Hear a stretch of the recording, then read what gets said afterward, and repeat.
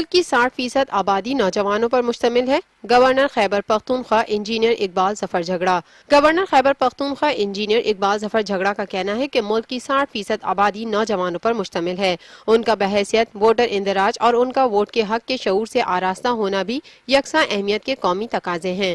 ملک کے پہلے جمہوری انتخابات کے انعقاد کے دن کو ووٹرز کے قومی دن کے طور پر منانا الیکشن کمیشن کا اہم اقدام ہے اور ملک میں آزادانہ اور منصفانہ انتخابات کے انعقاد سمیت ووٹرز کو شعور اور آگہی دلانا ملک میں جمہوری اقدار و نظام کے استحکام کے لیے الیکشن کمیشن کی اچھی کاوشیں ہیں۔ وہ گورنر ہاؤس پشاور میں الیکشن کمیشن آف پاکستان کی جانب سے قومی ووٹرز ڈے کی تقریب سے خطاب کر رہے تھے۔ اس کے ساتھ ہی تقریب سے الیکشن کمیشن آف پاکستان کے رکن جسٹس ریٹائرڈ ارشاد کیسر اور صوبائی الیکشن کمشنر مسرت خان نے بھی خطاب کیا۔ اس موقع پر سینئر صوبائی وزیر عنایت اللہ خان، ارکان صوبائی اسمبلی شاہ حسین اوفیلائی اور مسز معراج ہمایوں سمیت اعلیٰ حکام، یونیورسٹی کے پروفیسر، کالج کے پرنسپل اور طلبہ سمیت ہر طبقہ فکر کے نمائندے موجود تھے۔ تقریب کے بعد گورنر خیبر پختونخوا اقبال ظفر جھگڑا کی قیادت میں آگہی واک کا انعقاد بھی کیا گیا۔ تقریب سے خطاب کرتے ہوئے گورنر KPK کا مزید کہنا تھا کہ انتخابی عمل میں لوگوں کی بھرپور شرکت جمہوری نظام کے استحکام اور پائیداری کے لیے ضروری ہے۔